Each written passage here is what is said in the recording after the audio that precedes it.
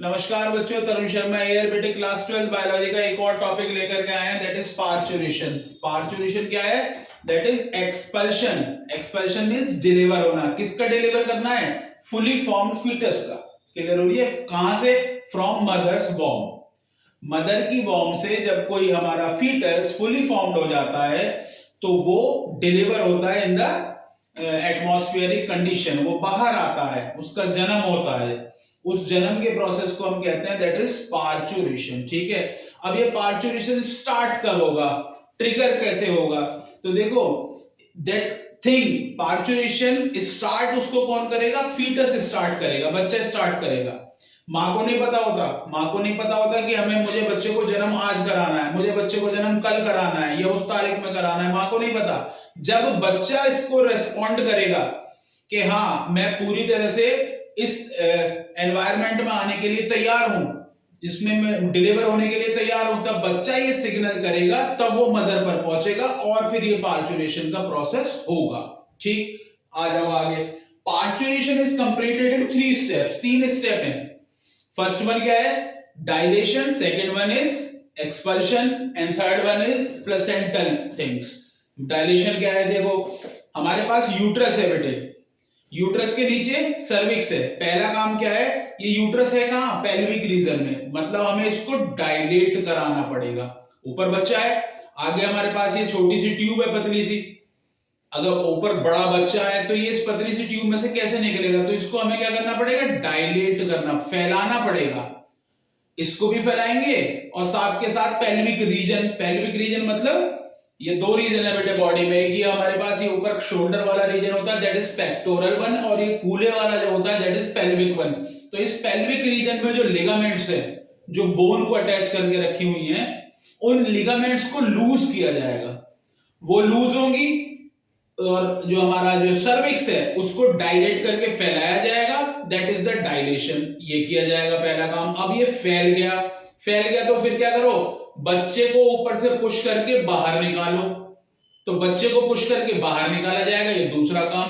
और फिर तीसरा काम क्या है? जो रिमेन चीजें यूट्रस में रह गई उनको भी सबको बाहर निकालो एंड हम यूट्रस को खाली करो। That is the placental things which get excreted out, वो भी एक्सक्रीट आउट हो जाती हैं। ठीक है, तो ये 3 स्टेप में प्रोसेस हमारा पूरा होता है। कौन शुरू कर रहा है? आप जानते हैं भली बात ही, कौन शुरू करेगा? It is started by the foetus. Foetus कैसे स्टार्ट करता है? देखो नेक्स्ट आ जाइए, इसको समझते हैं। फीटस की क्या रोल है? पहले 9 मंथ ऑफ जेस्टेशन, 9 महीने का जेस्टेशन पीरियड पूरा हो गया। अब जैसे जेस्टेशन पीरियड पूरा होता है, पार्चुरेशन की डेट आती है, तो फीटस एक स्ट्रेस में आ जाता है। किस चीज के स्ट्रेस में? Stress to deliver. वो डिलीवरी का स्ट्रेस है कि हम उसको बाहर जाना है, उस चीज का स्ट्रेस है। अब इसमें बहुत सारी चीजें हम कह सकते हैं, लात मार रहा है, पैर मार रहा है, जगह नहीं बची, उसको मूवमेंट करने में जगह नहीं बची, all this things means to say एक स्ट्रेस जनरेट हुआ, उस स्ट्रेस की वजह से उस किस लिए क्या करना, उसकी वजह से उसे बाहर आना है। बस इतनी सी बात समझ लीजिए। वो स्ट्रेस कहां जाएगा? सपोज करो आपकी बॉडी में कोई पेन महसूस हो रहा है पैर पर, तो आपको पेन कब महसूस होगा? जब वो पेन आप नर्व्स उसको आपकी ब्रेन तक पहुंचाएंगे, उस स्ट्रेस को ब्रेन तक पहुंचाएंगे। तो इसको स्ट्रेस हुआ। अब ये स्ट्रेस कहां तक पहुंचना चाहिए? ब्रेन तक पहुंचना चाहिए। ध्यान रखना बेटे, अगर किसी केस में किसी बच्चे का ब्रेन प्रॉपरली डेवलप नहीं है, या फिर ये स्ट्रेस के जो सिग्नल है, नर्व्स जो हैं, वो उस सिग्नल को ब्रेन तक नहीं ले जा पा रही हैं, ऐसी कंडीशंस में पार्चुरेशन नॉर्मल वे में होना पॉसिबल नहीं होता। क्लियर हो रही है बात? क्योंकि फर्स्ट चीज हम सब जानते हैं, हम फर्स्ट चीज जो हम जानते हैं क्या, कि भाई एड्रीनल ग्लैंड से हमारा फीटल इजेक्शन रिफ्लेक्स निकलेगा। भैया वो जब निकलेगा जब ब्रेन उसको सिग्नल देगा, ये ध्यान रख लेना। ये फीटल इजेक्शन रिफ्लेक्स ब्रेन में हाइपोथैलेमस और पिट्यूटरी अगर ये सही है तो ही आएगा, नहीं तो नहीं आएगा। फिर आप एड्रिनल से कुछ करवा ही नहीं सकते। तो ये हार्मोन का बैलेंस का खेल है बेटे। क्लियर हो रही है बात? मतलब आपके ऑर्गन बैलेंस होने चाहिए, वो सही होने चाहिए। क्लियर? तो ऑर्गन सही रहेंगे तो काम आगे हो पाएगा, नहीं तो नहीं हो पाएगा। तो प्रॉपर नॉर्मल ब्रेन हमें इस चीज के लिए चाहिए। आगे आ जाओ। ब्रेन ठीक है, स्ट्रेस में हुआ, स्ट्रेस वो किसका है, डिलीवर का, वो पहुंचा ब्रेन तक, ब्रेन के हाइपोथैलेमस ने, ये फीटस की बात हो रही है, फीटस के ब्रेन, तो ये स्ट्रेस कहां पहुंचा, फीटस के ब्रेन पर पहुंचा। ब्रेन के ठीक नीचे फीटस की पिट्यूटरी है, ब्रेन ने एक हार्मोन निकाला और पिट्यूटरी में भेज दिया।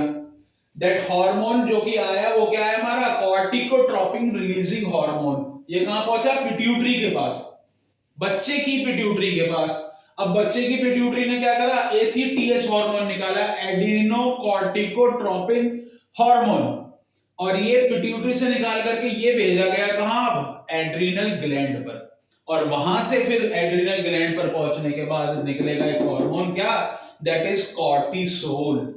और इसकी वजह से एक माइल्ड कॉन्ट्रैक्शन, हल्का सा कॉन्ट्रैक्शन यूट्रस में फील होता है।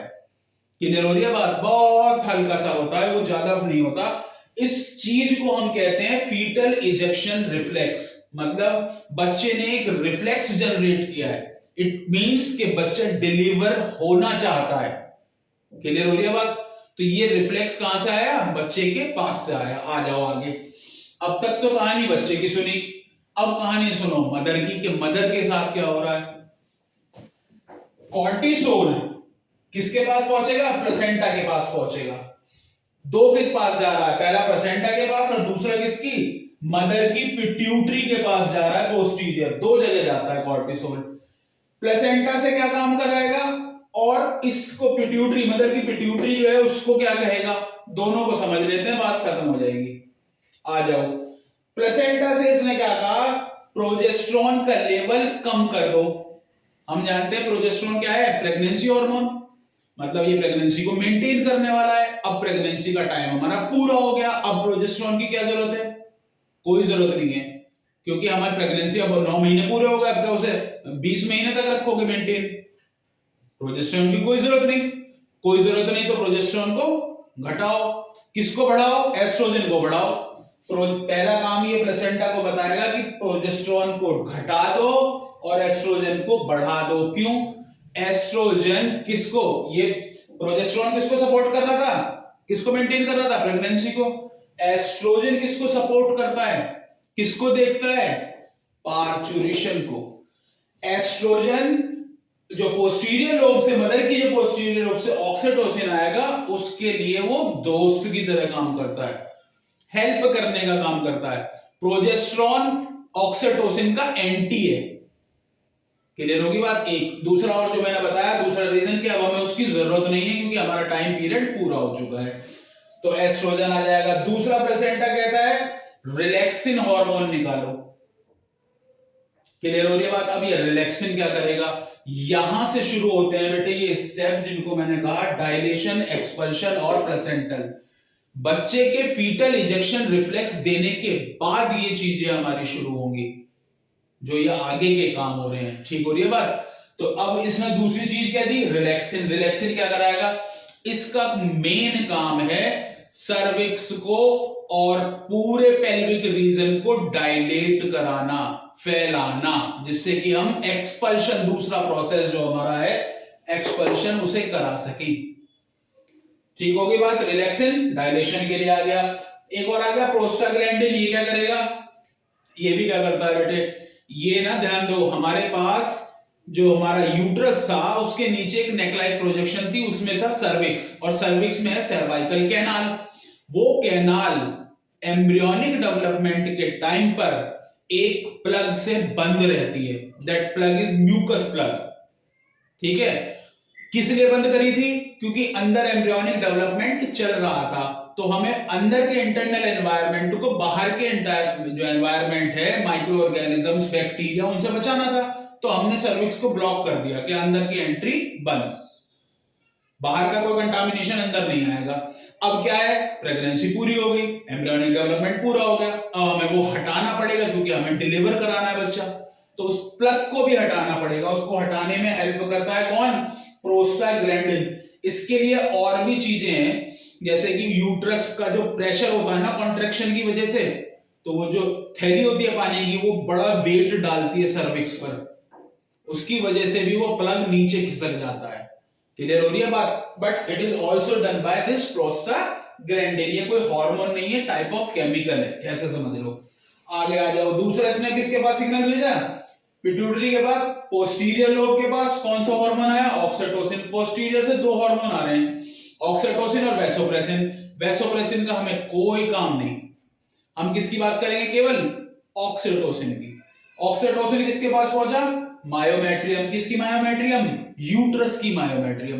क्यों मायोमेट्रियम के पास ही, क्यों, क्योंकि ये वो लेयर है बेटे जो हाईली वेस्कुलर और हाईली मस्कुलर है, इसी की औकात है कि कॉन्ट्रैक्शन करा सके यूट्रस में। एंडोमेट्रियम और बाहर की जो पेरीमेट्रियम की लेयर है उसके बस की ये बात नहीं है, क्योंकि ये मस्कुलर लेयर है, हाईली मस्कुलर हाईली वेस्कुलर, इसी के बस की है ये बात। तो ये इस पर पहुंचा, यूटेराइन कॉन्ट्रैक्शन स्टार्ट हुआ। क्या स्टार्ट हुआ, यूटेराइन कॉन्ट्रैक्शन। इसी यूटेराइन कॉन्ट्रैक्शन से स्टार्ट होता है लेबर पेन। अब एक बात सुनो, ये कॉन्ट्रैक्शन, ये ऑक्सीटोसिन, ये रिपीट होगा प्रोसेस, मतलब एक बार कॉन्ट्रैक्शन हुआ, फिर और ऑक्सीटोसिन आया, फिर और तेज हुआ कॉन्ट्रैक्शन, और ऑक्सीटोसिन आया, फिर और तेज हुआ। ये जो तेजी है ऑक्सीटोसिन की, जो डिमांड जो है बढ़ती चली जा रही है, उसके आने की वजह से कॉन्ट्रैक्शन जो तेज होता चला जा रहा है, ये कब तक चलेगा, जब तक बच्चा डिलीवर ना हो जाए। क्लियर होगी बात, एक बात। दूसरी बात, ऑक्सीटोसिन किसी किसी केस में नहीं आ पाता, उस केस में डॉक्टर्स ऑक्सीटोसिन को बाहर जो मार्केट में अवेलेबल है उस फॉर्म को लेकर के इंजेक्ट कर देते हैं, उससे ऑक्सीटोसिन का लेवल हाई हो जाता है और पेन बढ़ जाता है फॉर डिलीवरी, कॉन्ट्रैक्शन बढ़ जाता है फॉर डिलीवरी। तो वो एक और तरीका है कि हम वहां से करा सकते हैं। तो ये काम चलता रहेगा, इस पेन बढ़ता रहेगा, हमारा ऑक्सीटोसिन आता जा रहा है, पेन बढ़ता जा रहा है, आता जा रहा है, पेन बढ़ता जा रहा है, और डिलीवर बच्चा धीरे धीरे होता चला जाएगा। विद किसकी तरफ से, हेड फोरमोस्ट, किसकी तरफ से, हेड की तरफ से आएगा बच्चा बाहर। ठीक होगी बात, आगे आ जाओ। रिलैक्सिन के बारे में हमने कहा था बेटे कि रिलैक्सिन डायलेशन का काम कर रहा है, तो उसमें हमने जो एक्सपल्शन कराया वो रिलैक्सिन के केस में। और सुन लेते हैं कि रिलैक्सिन सिक्रेटेड बाय प्लेसेंटा, ये मैंने आपको यहां बताया ही था। Relaxin also secreted by corpus luteum, जो कॉर्पस ल्यूटियम ओवरी में पहले प्रोजेस्टेरोन बना रहा था, अब वो रिलैक्सिन बनाएगा, और रिलैक्सिन बना करके फिर वो अगली स्ट्रक्चर कॉर्पस एल्बिकल में बदलेगा, and then it get degenerate, फिर वो वहां के बाद डीजेनरेट हो जाएगा। तो it is also secreted by corpus luteum, also secreted by uterine lining. तो ये तीन जने हैं जो मिलकर के क्या बना रहे हैं, रिलैक्सिन। इस रिलैक्सिन का काम मैंने आपको बता दिया, डायलेशन, सर्विक्स को फैलाना। अब इस सर्विक्स को कितना फैलाएगा, ऐसा नहीं कि भाई सर्विक्स को फैलाना, फैलाते ही चले जाओ। सर्विक्स फैलेगा कितना, near about only 10 to 12 centimetre, 10 से 12 सेंटीमीटर फैलेगा बस। ठीक है, पेल्विक रीजन की जो हमारी मसल्स हैं उनको लूज कर देगा, लिगामेंट से उनको लूज कर देगा, उसकी वजह से पेल्विक रीजन भी स्मूथ हो जाएगा for the process of expulsion. Clear होगी बात। ऐसे करते करते हम इसको एक्सपल करा लेंगे, बच्चा डिलीवर हो जाएगा। ठीक होगी बात, आगे आ जाओ। डिलीवरी के टाइम पर अगर आपको कोई पूछे कि जो डिलीवर चीजें हो रही हैं उसका लाइनअप क्या है, तो देखो लाइनअप ध्यान रखना बेटे। हमें जब बच्चे को हम डिलीवर करा रहे हैं तो सबसे पहले water which is amniotic fluid, amnion layer burst होगी और first of all water release किया जाएगा धीरे धीरे। ठीक हो रही है बात। तो अगर मैं इस ऑर्डर को बनाऊं तो सबसे पहले जो रिलीज हुआ वो क्या हुआ, दैट इज वाटर। ठीक है, वाटर के बाद बेबी जो हमारा है उसको सिर की तरफ से वो डिलीवर किया जाएगा। तो सेकंड चीज क्या डिलीवर हुई हमारी, बेबी डिलीवर हो गया। थर्ड चीज क्या डिलीवर होगी, थर्ड चीज डिलीवर होगी हमारा बेटे, बेबी जैसे जैसे जा रहा है उसी के साथ एक कॉर्ड लगी हुई है जिसे हम कहते हैं एम्बिलिकल कॉर्ड। बेबी भी डिलीवर हो गया, पीछे पीछे से एम्बिलिकल कॉर्ड भी उसके साथ डिलीवर हो गई। तो तीसरी चीज अम्बिलिकल कॉर्ड, तीन चीजें डिलीवर हो गई। फिर अम्बिलिकल कॉर्ड आती है क्या करते हैं, फिर डॉक्टर जैसे वो निकलती है तो हम क्या करते हैं, डॉक्टर उसको दोनों तरफ से टाइट पे पकड़ते हैं by the help of clips, clip लगाई दोनों तरफ और बीच में से उसको कट कर दिया। ठीक है, काट दिया। काटते समय पेन नहीं होगा क्योंकि मैंने आपको बताया था उसमें नर्व्स नहीं होती हैं, उसमें दो आर्टरी और एक वेन होती है, तो ना तो मां को दर्द होता ना बच्चे को दर्द होता। उसकी कटिंग के टाइम पर। ठीक है, अब क्या बचा, अब अम्बिलिकल कॉर्ड के पीछे एक चीज और जुड़ी हुई थी, दैट इज प्लेसेंटा, वो भी बाहर आनी है। तो 15 से 20 मिनट का टाइम लगता है, वो भी प्लेसेंटा भी बाहर आ जाएगी। तो फोर्थ सबसे लास्ट में क्या आई बाहर, placenta with the other material, जो कि हमारा एमनियोटिक फ्लूइड आया था उस टाइम पर, एमनियोटिक जो सेक था हमारा पूरा वो नहीं निकला था, फ्लूइड निकल के ब्रेक होकर के बस्ट हो गई, बच्चा बाहर आ गया, अब वो भी बाहर आनी है। क्लियर हो गया बात। तो प्लेसेंटा नेक्स्ट ने लास्ट स्टेप क्या आएगा, प्लेसेंटा बाहर आएगी। तो ये हमारा सीक्वेंस हो गया, कौन सी चीज से लेकर के कौन सी चीज पहले आएगी बाहर जो डिलीवर होगी, और फिर कौन सी चीज डिलीवर होगी नेक्स्ट। क्लियर होगी बात। तो ये सीक्वेंस है उसका। आगे आ जाओ, एक दो बातें और सुन लेते हैं इससे जुड़ी हुई, जो मैंने दो नोट लिख रखे हैं बेटे। पहला नोट है एंड्रोफिन और एड्रेनालिन हार्मोन के केस में। देखो, जब लेबर पेन, कॉन्ट्रैक्शन के समय लेबर पेन होता है ना, तो वो पेन बड़ा जबरदस्त होता है। उस पेन से लड़ने के लिए हम ह्यूमन जो फीमेल है जिसको पार्चुरेशन हो रहा है, उसी का ब्रेन एक हार्मोन निकालता है which is known as endorphin. ये पेन किलर की तरह काम करता है, मतलब ये नेचुरल मॉर्फिन है। क्लियर होगी बात, पेन किलर की तरह काम करेगा। दूसरा एड्रेनालिन, इसको हम जानते ही इमरजेंसी हार्मोन की फॉर्म में। एड्रेनालिन ये उस टाइम पर हार्ट बीट को बढ़ा देगा जिससे कि ब्लड का फ्लो तेज हो। जितना तेज ब्लड फ्लो होगा उतनी ज्यादा ही चीजें ये हार्मोन्स ट्रांसपोर्ट करे जाएंगे। तो जल्दी से जल्दी इस जो सिनेरियो बना हुआ है उससे बाहर निकले। क्लियर हो गई बात। तो जल्दी से जल्दी उस कंडीशन को हम हटाएं, मतलब जो डर, वो स्ट्रेस उस टाइम पर जो बना होता है पार्चुरेशन के टाइम पर, उससे हमें ये उस कोप अप करने में, उससे लड़ने में हमारी ये वुमेन फीमेल को मदद करता है। क्लियर होगी बात। दो चीजें हो गई। एक और नोट लिखा हुआ है स्टेम सेल के केस में। बच्चा डिलीवर हुआ, पीछे से अम्बिलिकल कॉर्ड आई, फिर उसके पीछे प्लेसेंटा आई। जरा ध्यान कीजिए, मैंने आपको एम्ब्रियोनिक डेवलपमेंट में एक बात बताई थी, क्या, 3 जर्म लेयर हमारे पास। इनर सेल मास था, इनर सेल मास से 3 जर्म लेयर बनी थी। वो जो जर्म लेयर्स बनी थी 2000 स्टेम सेल्स, वो जो इनर सेल मास था वो क्या, स्टेम सेल्स थी। स्टेम सेल्स से ही हमारे जितने भी बॉडी के ऑर्गन है वो बने।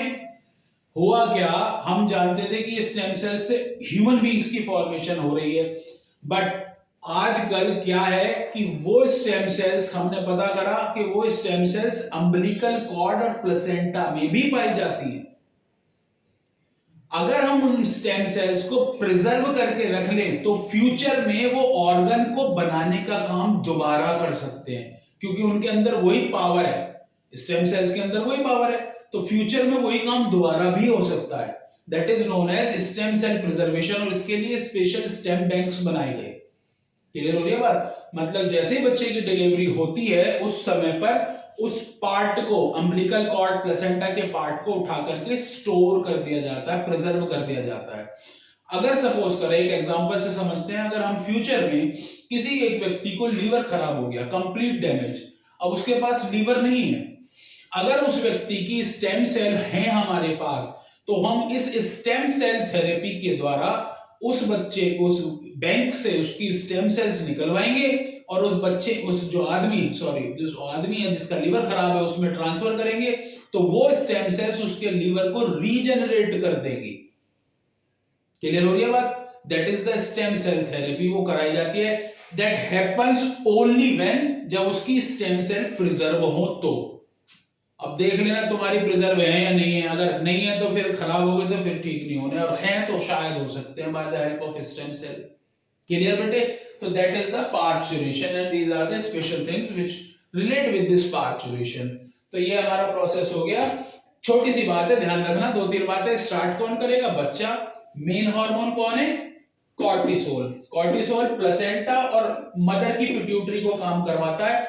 मदर की पिट्यूटरी एक्सपल्शन कराती है और प्लेसेंटा रिलैक्सिन निकालती है, जो कि डायलेशन कराता है। तो 2 हार्मोन ध्यान रखना, रिलैक्सिन डायलेशन के लिए और एक्सपल्शन के लिए। डायलेशन करा लिया, अब बाहर निकालना है तो उसके लिए ऑक्सीटोसिन, और ऑक्सीटोसिन होगा यूटेराइन कॉन्ट्रैक्शन से कराएगा वो, और वो डिलीवर कर दिया जाएगा। तो ये 2 बातें ध्यान इसमें रखना। That's it, that is the parturition. मिलते हैं बेटे इससे नेक्स्ट टॉपिक में, that is lactation. Thank you.